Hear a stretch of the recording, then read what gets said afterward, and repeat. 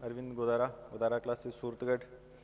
आज अपने चर्चा करेंगे आज होने वाले जो आज एग्ज़ाम हुआ है अपना वन रक्षक भर्ती परीक्षा का, उसके अंदर आए गए मैथ के क्वेश्चन थे, उनके बारे में चर्चा करते हैं। तो अपना एक क्वेश्चन था पहला कि एक रेलगाड़ी 60 किलोमीटर प्रति घंटे की चाल से चल रही है, यह 15 सेकंड में एक प्लेटफॉर्म को पार कर रही है। तो प्लेटफॉर्म की लंबाई दी गई अपने को 130 किलोमीटर, 130 मीटर है, किलोमीटर नहीं 130 मीटर। तो ट्रेन की लंबाई ज्ञात करनी है। तो अपने को जहाँ ट्रेन की लंबाई होती है, तो ये ट्रेन के क्वेश्चन के अंदर जो ट्रेन की लंबाई है वह होती है दूरी। तो ट्रेन की लंबाई अगर दूरी है तो अपने को इसके अंदर दूरी ज्ञात करनी है। दूरी ज्ञात करनी है तो अपने को चाल दे रखी है, चाल है अपनी 60 किलोमीटर प्रति घंटा और समय दे रखा है अपने को सेकंड के अंदर। तो चाल है, चाल को किलोमीटर प्रति घंटा को मीटर प्रति सेकंड में चेंज करने के लिए अपने 5/18 से गुणा कर देते हैं। तो ये अपने पास आ गई चाल, और चाल गुणा समय, चाल गुणा समय होता है दूरी। तो इसको अगर ये अपनी चाल है तो चाल को समय से गुणा करवा दें, यानी ये बनी अपनी चाल और ये आ गया अपना समय। तो चाल गुणा समय होता है दूरी। तो यहाँ काटा 6 से कटेगा 3 पर और 6 से कटा 10 पर और 3 से 5 पे।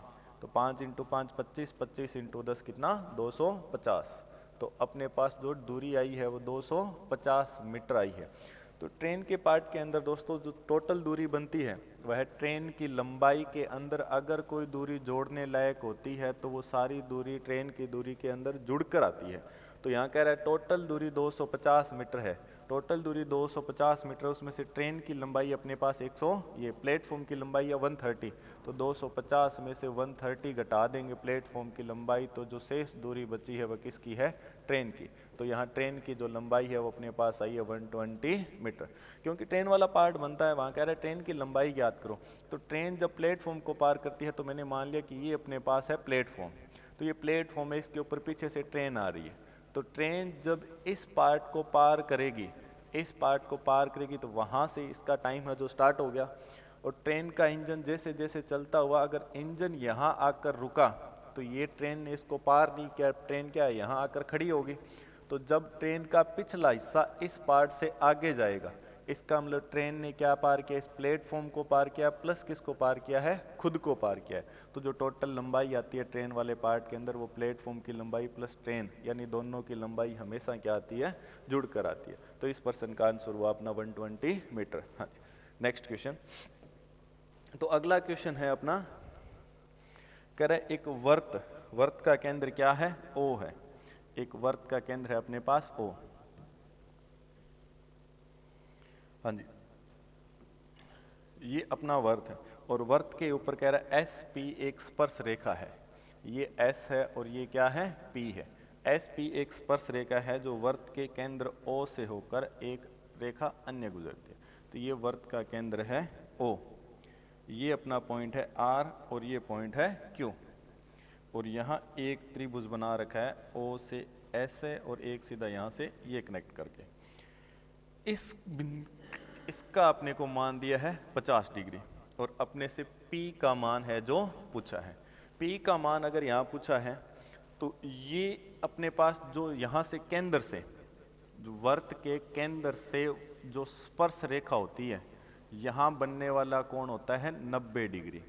तो ये सारा स्पर्श रेखा द्वारा वर्त की जो परिधि है उस परिधि पर केंद्र के साथ स्पर्श रेखा है वो 90 डिग्री का कोण बनाती है।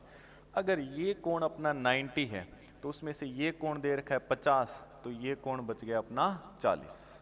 ठीक है, तो अगर ये कोण 40 है अपने पास, अपने को ये कोण ज्ञात करना है। तो ये जो भुजा है, क्योंकि ये वर्त की क्या है, त्रिज्या है परिधि तक, और ये भी वर्त की क्या है, त्रिज्या है। अगर ये दोनों भुजाएं समान है तो इनके सामने वाले कोण भी क्या रहेंगे, समान रहेंगे। तो ये 50 डिग्री है तो ये भी अपने पास आया 50 डिग्री। अगर ये 50 डिग्री बना अपना यहाँ, तो ये एक वर्त की, ये एक अपने पास सरल रेखा है और सरल रेखा पर कोण कितना होता है 180 डिग्री का। अगर ये 180 डिग्री है तो उसमें से 50 अपने पास ये है,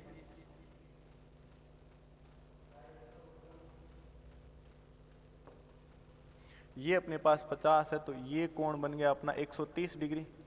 अब ये अपने पास टोटल वर्त है और वर्त के तीनों अंतः कोणों का योग होता है 180 डिग्री। तो 40 और 130 बन गया अपना 170। तो यहाँ 170 है, तो P का मान कितना बच गया अपने पास 10 डिग्री। तो इस क्वेश्चन का आंसर है अपने पास 10। हाँ जी, नेक्स्ट क्वेश्चन देखते हैं। नेक्स्ट क्वेश्चन अपने पास कह रहा है कि ए ने बी को 5,000 रुपये 2 वर्ष के लिए उधार दिए। जो ए है इसने बी को 5,000 रुपये 2 वर्ष के लिए उधार दिए। क्लियर है। नेक्स्ट, और 3,000 रुपये इसने सी को, जो ए है इसने सी को दिए 3,000 रुपये 4 वर्ष के लिए, इसको दिए 4 वर्ष के लिए, और दोनों को समान दर पर उधार दे रहा है, और दोनों से मिलने वाला ब्याज है इसके पास 2,200 रुपये। तो आपसे कह रहा है ब्याज की दर ज्ञात करो। तो साधारण ब्याज क्या होता है, मूलधन गुणा दर गुणा समय बटा 100। तो यहाँ मूलधन कितना है 5,000, तो 5,000 गुणा समय है 2 वर्ष, और दर कितनी मान लेते हैं अपने आर मान लेते हैं, R% की जो रेट है, डिवाइड बाई 100। ये अपने पास 5,000 रुपये का 2 साल का ब्याज आ गया। यहाँ 3,000 रुपये का 4 वर्ष का जो ब्याज है R% की दर से, वो ब्याज, और दोनों ब्याज कह रहा है जोड़ दिए जाएं तो कितना आया अपने पास 2,200 रुपये। तो देखो मूलधन गुणा दर गुणा समय बटा 100, 5,000 रुपये का 2 साल का ब्याज, और ये 3,000 रुपये का 4 साल का R% की दर से ब्याज, और रेट है जो दोनों के लिए क्या है, समान है। तो यहाँ 0 से 0 कटा, 2 0 से 2 0, यानी 50 × 2 कितना हो गया 100। तो ये हो गया 100R, प्लस यहाँ 2 0 से 2 0 कट जाएगा, तो 4 3 12 कितना हो गया अपने पास 120R, बराबर है अपना 2,200। तो 100 और 120 220R, 220R बराबर 2,200 है अपना। तो 0 से 0 और 22 से 22 एक बार कट जाएगा, तो यानी R का मान क्या आया 10%। जो दर है वो अपना बनी 10%। क्लियर है। हाँ जी, इस प्रश्न को एक अपने सीधा सरल भाषा में कर सकते हैं, क्योंकि साधारण ब्याज है। साधारण ब्याज के अंदर कभी आपको सूत्रों की आवश्यकता नहीं होती। ये जो प्रश्न है इसको दूसरे तरीके से देखते हैं हमने। ये कह रहा है 5,000 रुपये 2 वर्ष के लिए दिए, तो 5,000 रुपये 2 वर्ष के लिए दे रहा है। इसका मतलब अगर जो ब्याज मिलता है अपने को, ब्याज मिलता है रुपयों का। आप जैसे मान लो 10,000 रुपये 4 साल के लिए उधार दे रहे हैं, तो 10,000 रुपये 4 साल के लिए उधार दे रहे हैं, तो आपका जो रुपया है वो पहले साल के लिए लगा 10,000, दूसरे साल के लिए फिर लगा 10,000, तीसरे साल के लिए फिर लगा 10,000, और चौथे साल के लिए भी लगा 10,000, यानी 10,000 करके आपका 4 साल लगा। तो आपको जो 10,000 रुपये का 4 सालों में ब्याज आना था वह 40,000 रुपये का 1 साल का ब्याज है। यानी आपका 10,000 है, वो मान लो कि आपने 4 लोगों को दिया है, 4 लोगों को ना देकर आपने वो एक को दिया होता तो आपका रुपया कितना होता 40,000। तो सेम उसी तर्ज पर ये 5,000 रुपये दिए 2 वर्ष के लिए, तो मान लो आप ये 2 वर्ष के लिए ना देकर आप 1 साल के लिए देते, तो आपका यहाँ धन कितना होता 10,000 रुपये। और जो दूसरा आपका जो धन था वह धन है आपका 3,000 रुपये 4 वर्ष के लिए दे रहा है। तो 3,000 रुपये जो 4 वर्ष के लिए दे रहा है, यह 4 वर्ष के लिए ना देकर 1 वर्ष के लिए देता, तो यहाँ 3 × 4 यानी रुपए कितने होते 12,000। तो अगर जो अलग अलग राशि दी है वह इस सारी राशि को इकट्ठा देता, तो यह उसका जो धन लगा है टोटल वो लगा है 22,000, और 22,000 रुपये का ब्याज इसे कितना आया है 2,200 रुपये। तो ब्याज जो ब्याज है वह धन का हिस्सा ही तो होता है, और हिस्से को अपने परसेंट के अंदर सीधा सीधा जवाब देते हैं। तो जो 2,200 रुपये है वो 22,000 का कौन सा हिस्सा है, तो 2,200 रुपये है वो 22,000 का कौन सा हिस्सा है। और वो हिस्सा जब दर यानी प्रतिशत में बताया जाता है तो 100 के सापेक्ष अपने जवाब देते हैं। तो 2 0 से 2 0 और 0 से 0 और 22 से अपना 22 कटा, यानी सीधा जवाब मिला अपने को 10%। तो आप सीधा सीधा साधारण ब्याज के अंदर जो टोटल राशि है उसको सीधा सीधा जोड़कर उस संख्या का हिस्सा है वो जवाब दे सकते हो, न कि अलग अलग करने की जरूरत है। हाँ जी, नेक्स्ट क्वेश्चन। तो नेक्स्ट क्वेश्चन अपने पास कह रहा है कि 8 छात्रों का औसत आयु क्या है 11 वर्ष है। तो 8 छात्रों की औसत है जो अपने पास है 11 है। 8 का औसत अपना 11 है। कह रहा है इसके अंदर 15 और 17 वर्ष की आयु के 2 विद्यार्थी और जोड़ दिए जाते हैं, 2 और आ जाते हैं 15 और 17 के। तो कह रहा है अब सभी का औसत है जो कितना हो जाएगा। तो 8 का औसत 11 था, तो मतलब टोटल 8 का योग कितना हो जाएगा 11 × 8 88, 15 और 17 हो गया अपने पास 32, तो 15 और 17 हो गया 32, तो 88 और 32 ये अपने पास हो गया 120, 120। हाँ जी 120। अब 120 है, पहले 8 थे, अब 12 का योग 8 और 2 ये हो गए, अब 10 का योग है अपने पास कितना है 120 है। तो औसत क्या हो रहा है, औसत होता है योग बटा संख्या। तो यानी 120 को 10 से भाग दिया तो औसत कितना आ गया 12। तो अब जो अपना औसत है वो कितना है 12 है। हाँ जी, देखो ऐसे क्वेश्चन है उनको कभी भी ऐसे पूरा करने की ज़रूरत नहीं है, इनको डायरेक्ट कर सकते हो। कह रहा है 8 का औसत क्या है 11 है। जो दो नए आए उनका भार था 15 और 17, तो उनका टोटल भार कितना बढ़ा 32। अगर मान लो वो 11 के हिसाब से होते तो औसत में कोई परिवर्तन नहीं होता। 11 के हिसाब से होते तो मतलब एक व्यक्ति का भार है 11, औसत होता है प्रत्येक का भार। तो अगर दोनों का भार 11 और 11 यानी 22 होता तो औसत में कोई परिवर्तन नहीं होता, लेकिन इनका योग गया 32। अब जो 32 है वो औसत है, वो सबके अंदर समान रूप से बंटेगा। तो अब इनका 10 किलो ये वजन एक्स्ट्रा लेकर आए, और अब व्यक्ति भी कितने हैं 10, तो 10 है वो 10 लोगों में बंटेगा, तो सबका भार क्या बढ़ जाएगा 1 बढ़ जाएगा। तो पहले औसत क्या था 11, अब नया औसत क्या हो जाएगा 12। तो आप जनरली ऐसे प्रश्नों को कर सकते हैं। हाँ जी, नेक्स्ट प्रश्न है। नेक्स्ट कह रहा है कि 10 पुरुष एक काम को 15 दिन में कर सकते हैं। तो मान लिया एक पुरुष पी काम करता है, तो 10 पुरुष क्या करेंगे 10 पी। तो 10 पुरुष किसी काम को कर सकते हैं 15 दिन में, तो ये एक दिन में किया गया काम है तो 15 दिन में 15 गुणा। आगे कह रहा है 15 महिलाएं उस काम को 12 दिन में कर सकती है। तो मैं मान लेता हूँ कि एक महिला क्या काम करती है m काम करती है, तो 15 महिलाएं क्या काम करेगी 15m। तो 15m रोजाना काम हो रहा है, तो कितने दिन तक करती है 12 दिन तक। तो इंटू क्या हो गया 12। तो ये पुरुषों द्वारा किया काम वही काम है जो महिलाओं द्वारा किया काम है, तो दोनों में जो कट रहा है वो काट देंगे, तो पुरुष और महिला का क्या हो जाएगा अपने पास रेशियो आ जाएगा। तो सीधा सीधा यहाँ 15 से ये 15 कट गया, तो 15 से 15 कट गया, ये 2 से ये कट जाएगा, 2 से कट गया अपने पास 5p। तो 5p के बराबर क्या कह रहा है 6m। तो यानी p बटा m का मान आ गया, यानी m इधर आ जाएगा, तो ये अपना बच गया 6 और ये क्या हो गया 5। तो एक पुरुष द्वारा किया गया काम की जो क्षमता है वो क्या है 6 है, और महिला द्वारा किए गए काम की क्षमता क्या है 5 है। तो पुरुष अगर एक पुरुष है वो 6 काम कर सकता है, p की वैल्यू आई अपने पास 6, तो यहाँ अपने टोटल काम बना लेते हैं। एक पुरुष की क्षमता 6 है, तो 10 पुरुष कितना हो जाएंगे, यानी 6 गुणा 10 कितना 60।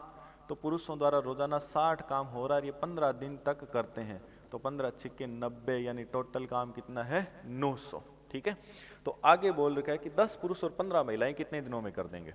तो अपने से कह रहा है कि 10 पुरुष और 15 महिलाएं कितने दिनों में कर देंगे। तो एक पुरुष की क्षमता अगर 6 है तो 10 पुरुषों का काम कितना हो गया 60, और 15 महिलाएं हैं, एक महिला की क्षमता 5 है, तो 15 की कितनी हो जाएगी 15 पांजे 75। तो अब रोजाना अपने द्वारा 6 और 7 कितना हो गया 13, यानी कितना हो रहा है 135 काम हो रहा है। तो अब रोजाना अपने द्वारा काम हो रहा है 135। तो कह रहा है ये 900 काम करना है, रोज का 135 हो रहा है, तो कितने दिन में होगा, तो इसमें भाग देंगे तो डायरेक्ट हो जाएगा। जब आप ऐसे क्वेश्चन करते हैं तो इनको कभी मल्टीपल में लेने की आवश्यकता नहीं होती, लेकिन मैंने तो ये आपको टोटल काम बनाने के लिए इसका गुणा किया। यहाँ ऐसा होता तो ये आपसे डायरेक्ट वैल्यू है जो कट जाती। हाँ जी, 45 से कट जाएगा 3 पर, 45 से कट गया 2 पर, तो ये अपने पास ऊपर हो गया 20, 20 को 3 से भाग दिया तो अपने पास वैल्यू आ गई 6 से 2 बटा 3 दिन।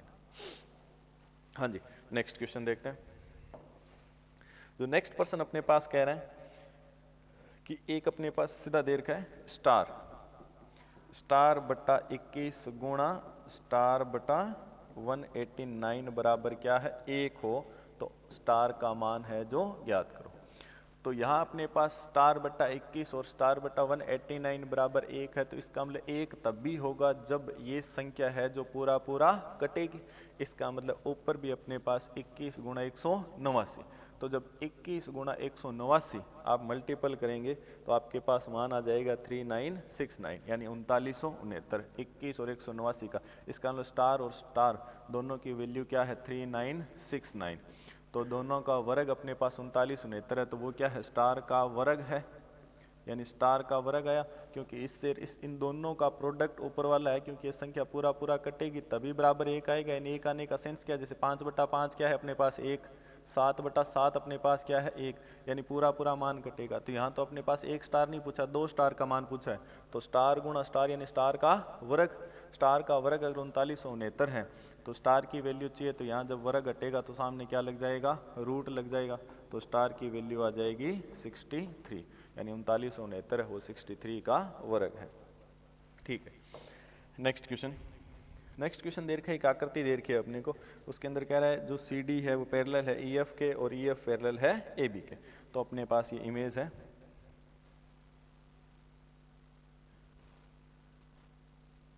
हाँ जी, इस तरीके से अपने को वैल्यू दे रखी है। ये ए बिंदु है, ये बी है, ये सी है, ये डी है, ये एफ है और ये है अपने पास ई।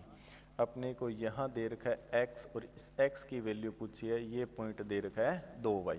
ये सभी भुजाएं क्या है, पैरेलल है। ए बी पैरेलल है ई एफ के और ई एफ है जो पैरेलल है सी डी के, यानी तीनों भुजाएं हैं वो आपस में पैरेलल है। तो ये कोण अपने को दे रखा है y डिग्री, ये कोण दे रखा है।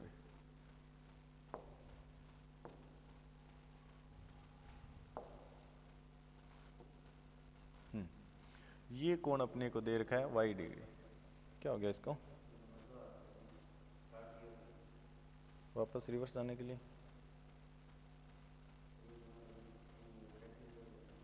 कौन सा?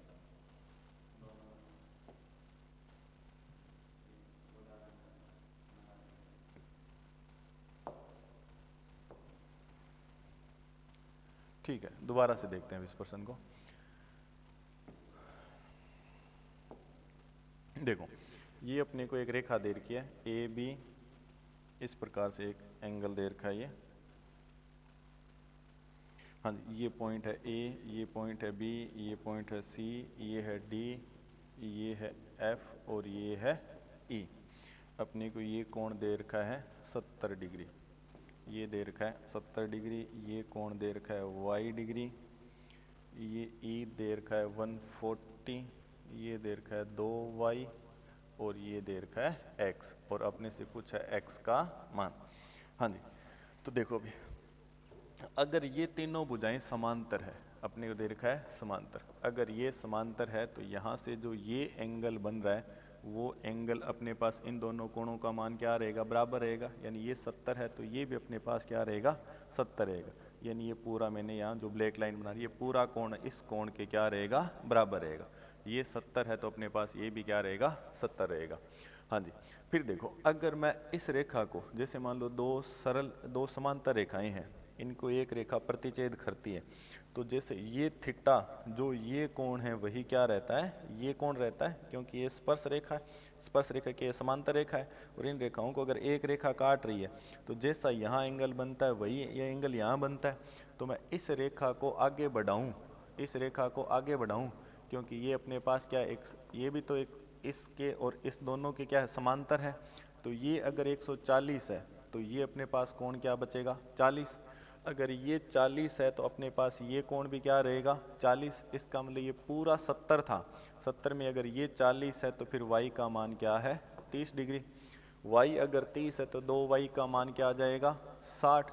2y का मान 60 है तो ये इस एक यानी समान ये रेखा है, ये दोनों अगर पैरेलल है तो इन दोनों के जो बीच कोण बनता है उन दोनों का मान होता है 180। तो ये 60 है तो x की वैल्यू क्या आ जाएगी, 120। इसके अलावा ये एक अपने पास चतुर्भुज भी है, चतुर्भुज के 3 कोण दे रखे हैं तो चौथा कोण आ जाएगा, तीनों कोणों का योग कितना होता है, 300, चारों कोणों का योग होता है 360। तो 3 कोण की वैल्यू हो जाएगी अपने पास 140 और 60 200, ये हो गया 240। तो 240 है तो x की वैल्यू बच जाएगी अपने पास 120। हाँ जी, नेक्स्ट क्वेश्चन देखते हैं। नेक्स्ट क्वेश्चन दे रहा है, निकाल कह रहा है चीनी की कीमत में 20% की वृद्धि होने पर एक महिला 240 रुपये में 6 किलो चीनी अधिक खरीद सकती है। इसका मतलब कह रहा है कि 240 रुपये में 6 किलो अधिक खरीद सकती है। इसका मतलब खर्चा जितना पहले कर रही थी उतना ही अब कर रही है। तो 20% की वृद्धि हुई है तो मूल्य में 20% की कमी हुई है। अभी तो कमी हुई तो 20% होता है किसी संख्या का 5वां हिस्सा। इसका मतलब मूल्य 5 से 4 हुआ है, मूल्य अपना 5 से 4 हुआ है तो वस्तु आनी स्टार्ट हो जाएगी 4 से 5। ठीक है, रेट गिरता है तो वस्तुएं क्या हो जाती है, बढ़ जाती है। जिस रेशियो में मूल्य डिक्रीज होगा उसी रेशियो में वस्तुएं क्या होगी, इंक्रीज होगी। क्योंकि कह रहा खर्चा है वो क्या है, अपरिवर्तित है, यानी खर्च है वो क्या है, अपरिवर्तित है। अपरिवर्तित का मतलब पर्सन कह रहा है 240 रुपये में वह 6 किलो अधिक खरीद सकता है। हाँ जी, तो अधिक खरीद सकने का मतलब पहले भी 240 रुपये लगा रही थी, अब भी क्या लगा रही है, 240 रुपये लगा रही है। इसका मतलब खर्चा बराबर रखना है तो मूल्य गुणा वस्तु टोटल खर्च होता है, तो 5 गुणा 4 तो 4 गुणा 5। तो अपने को ये मान दे रखा है, कह रहा है वो 5 किलो 6 किलो अधिक खरीद सकता है। अपने पास जो रेट वो दे रखा है 6 किलो अधिक खरीद सकता है। इसका मतलब अपने पास कितनी ज़्यादा है, 1 यूनिट।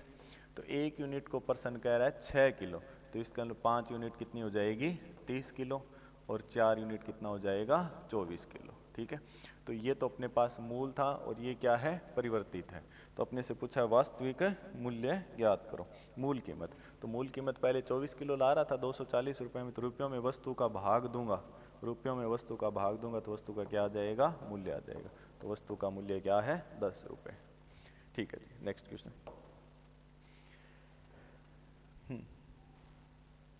नेक्स्ट क्वेश्चन अपने को कह रहा है कि 252 रुपये ए बी सी में बांटे हैं। ए का हिस्सा कह रहा है बी और सी के हिस्से का 5/7 है। कह रहा है ए का हिस्सा है वो बी और सी के हिस्से का 5/7 है। इसका मतलब बी और सी को 7 रुपये मिलते हैं, तो ए को कितना मिलता है, 5 है। नेक्स्ट लाइन दे रखी है अपने को। नेक्स्ट कह रहा है कि बी का हिस्सा है वो ए और सी के हिस्से का 5/9 है। जो बी का हिस्सा है वो ए और सी के हिस्से का है अपने पास 5/9। इसका मतलब इनको 5 मिलता है तो इनको क्या मिलता है, 9 मिलता है। टोटल है अपने पास 252, टोटल 252 है भाई। तो अब यहाँ देखते हैं कि यहाँ अपने पास दो अलग अलग वेरिएबल बनवा दिए, यहाँ ए बी सी है और यहाँ भी क्या है, ए बी और सी है। तो जो व्यक्ति यहाँ तीनों है वही व्यक्ति क्या है, यहाँ तीनों है। तो यहाँ देखो ए बी सी के टोटल हिस्से कितने बनवाए हैं कि ए का 5 है और बी और सी का 7 है, मतलब टोटल हिस्से अपने से बनवा लिए यहाँ 12।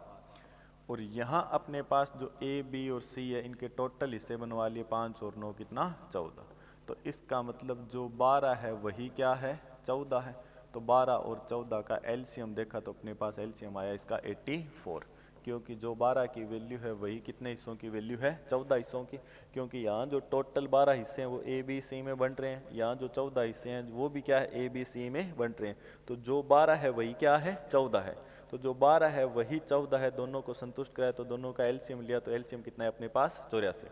तो 12 से कटेगा 7 बार, 12 छिके 72, 12 साते 84। यानी 12 अनुपात की वैल्यू अगर 84 है तो 1 अनुपात की वैल्यू आ गई 7, 1 अनुपात की वैल्यू 7 है तो 5 अनुपात कितना हो जाएगा, 35। यानी ए की वैल्यू आ गई 35। 1 अनुपात 7 है तो 7 अनुपात कितना हो जाएगा, 49। तो बी और सी की वैल्यू आ गई अपने पास 49।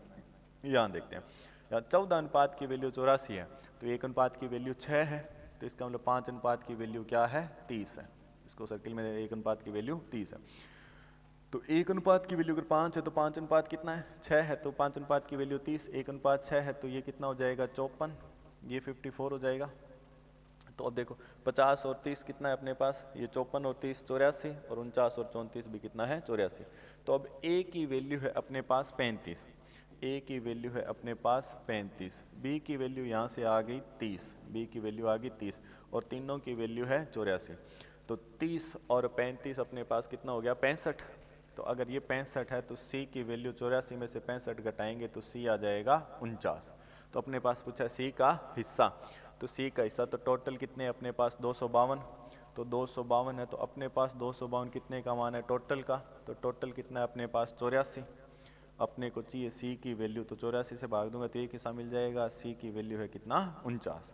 तो अब ये देखो डायरेक्ट भाग दिया जाएगा इस संख्या को। 8 का पहाड़ा पढ़ते हैं हमेशा इन 2 अंकों तक, तो 2 अंकों तक पहाड़ा पढ़े तो 8 तिया 24 यानी 240, 80 तिया 240, फिर 4 तिया 12 यानी 84 से ये कटेगा डायरेक्ट 3 बार, तो 19 तिया 57। तो सी का हिस्सा है वो अपने पास मिल गया 57 रुपये, तो इसका आंसर है 57।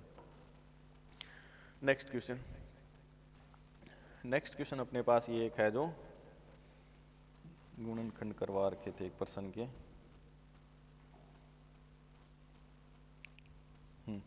एक क्वेश्चन आप लोगों को ये जो 8 नंबर पर्सन इस एग्जाम में दे रखा है वो गलत है भाई। आपको कह रहा है कि एक भिन्न को स्वयं से गुणा किया जाए। तो मान लेता हूँ मैं भिन्न है तो भिन्न को स्वयं से गुणा करूँ, तो भिन्न मान लिया अपने पास x बटे वाई है, इसको स्वयं से गुणा करना है तो x बटे वाई से गुणा करूँगा, तो गुणनफल क्या मिला अपने को, एक्स स्क्वायर बटा वाई स्क्वायर। ठीक है, आगे कह रहा है उसके गुणनफल को उसके व्युत्क्रम के वर्ग से भाग दिया जाए। तो अपने पास भिन्न तो ये है, तो भिन्न का व्युत्क्रम, व्युत्क्रम होता है उल्टा, तो x बटा वाई का उल्टा क्या हो जाएगा, y बटा x, यानी उसके व्युत्क्रम के वर्ग से भाग दूं तो व्युत्क्रम का वर्ग, ये व्युत्क्रम है और व्युत्क्रम का वर्ग हो गया वाई स्क्वायर बटा एक्स स्क्वायर। ठीक है, कह रहा है भिन्न के गुणन उस संख्या को स्वयं से गुणा करने के बाद जो गुणनफल आया, कह रहा उस गुणनफल को उसके व्युत्क्रम से भाग दिया जाए।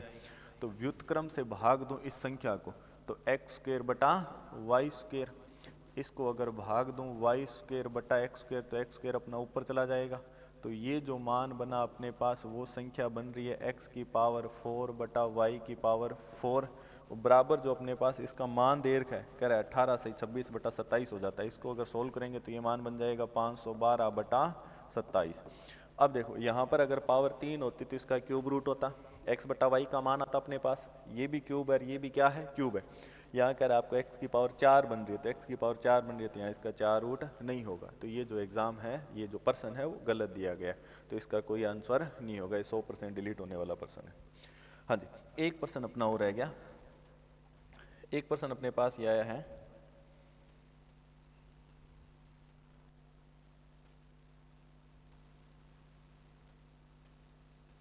हाँ एक पर्सन दे रखा है x की पावर 4, x की पावर 4 माइनस 3 x की पावर 3 माइनस प्लस दे रखा है 2x square plus 2x square minus 5x plus 7।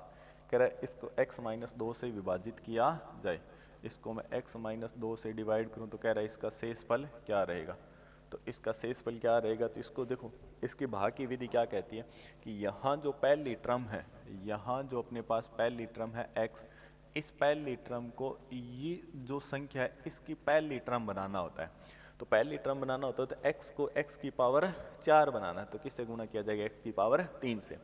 देखो एक घातांक और करनी का एक सिस्टम रहता है कि आपके पास अगर आधार समान है, आधार समान का मतलब जैसे x की पावर 2 है, यहाँ मैं ले लेता हूँ x की पावर 3, तो ये जो आधार है, आधार समान होता है तो घातें क्या हो जाती है, जुड़ जाती है, अगर संख्या गुणा में होती है, तो x की पावर 2 को x की पावर 3 से गुणा करूँ तो जवाब मिल जाएगा मेरे को x की पावर 5। हाँ जी, देखते हैं यहाँ, तो अब देखो यहाँ x की पावर जो मेरे पास मान बन रहा है, x की पावर 4 बनाना है मेरे को, तो भाग देना x माइनस 2 से, तो देखो एक x तो मेरे पास है, मेरे को x की पावर 4 बनाना है तो किससे गुणा करूँ, x की पावर 3 से, तो यहाँ लिख लेता हूँ x की पावर 3 से गुणा करना, तो x की पावर 3 से गुणा करूँ तो x को x की पावर 3 से गुणा किया तो बन गया x की पावर 4, फिर जो संख्या वो इससे भी तो गुणा कराएगी माइनस 2 से, तो x की पावर 3 माइनस 2 से गुणा हुआ तो ये हो गया माइनस 2x की क्यूब, और सिंबल चेंज होते हैं, सिंबल चेंज होते हैं तो ये संख्या क्योंकि ये कटता है तो कटता है, तो ये प्लस है तो माइनस, ये भी माइनस, तो ये तो पूरा कट गया, ये माइनस माइनस ये क्या हो जाएगा, प्लस हो जाएगा भाई, तो ये प्लस हो जाएगा, तो ये तो माइनस का 3x क्यूब और प्लस का क्या है, क्योंकि माइनस माइनस प्लस हो जाएगा तो ये प्लस का 2x की क्यूब, तो माइनस का क्या बच गया अपने पास x की क्यूब, यानी बन गया अपने पास माइनस का x क्यूब, और ऊपर से एक संख्या आ गई अपने पास 2x स्क्वेयर। तो अब जो x है इसको x की क्यूब बनाना है, तो x की क्यूब बनाना है और वो भी किसकी, माइनस की, तो इसको किससे गुणा कराऊं, माइनस के x स्क्वेयर से, तो माइनस का x स्क्वेयर से इसको गुणा करा दें, ये जो टर्म आती है वो गुणनफल आ जाता है अभी, तो x माइनस एक्स स्क्वेयर से गुणा कराऊं x को, तो ये तो बन गया अपने पास माइनस की x क्यूब, और ये माइनस एक्स क्यूब से यानी माइनस 2 को माइनस एक्स स्क्वेयर से गुणा कराऊंगा तो ये हो जाएगा अपने पास प्लस का 4x square 2x square minus plus का 2x स्क्वेयर, क्योंकि माइनस माइनस गुणा होगा तो क्या हो जाएगा, प्लस। फिर अपने पास सिंबल चेंज होते हैं, सिंबल चेंज होते हैं तो ये भी प्लस और ये क्या हो जाएगा, माइनस हो जाएगा, तो ये भी पूरा कट गया और ये भी पूरा कट गया, यहाँ ऊपर से कुछ नहीं बचा, तो ऊपर से जो टोटल वैल्यू है वो उतार लेंगे अपने, माइनस का 5x और प्लस का क्या आ जाएगा 7।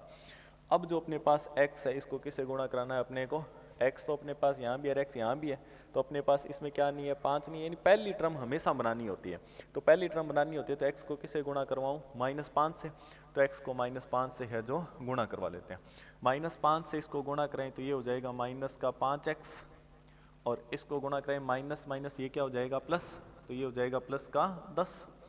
फिर अपने पास इसके सिंबल चेंज होते हैं, सिंबल चेंज होते हैं तो प्लस है तो ये हो जाएगा माइनस और प्लस वाला ये हो जाएगा माइनस, तो यानी ये पूरा कट गया, तो यहाँ से जो अगर ये पूरा पूरा कट जाता तो रिमाइंडर कुछ नहीं होता, यहाँ प्लस का 7 है और माइनस का 10 है, तो वैल्यू क्या बच गई माइनस का 3, तो यही अपने पास क्या है, रिमाइंडर है। हाँ जी, तो ये आज के एग्जाम के अपने कुछ सॉल्यूशन देखें, जो नेक्स्ट सेकंड शिफ्ट का जो है नेक्स्ट पार्ट के अंदर अपने उसके आंसर है जो चर्चा करते हैं, इसका कोई एक आधा % छूटा है तो वो भी नेक्स्ट क्लास के अंदर अपने चर्चा करेंगे। धन्यवाद।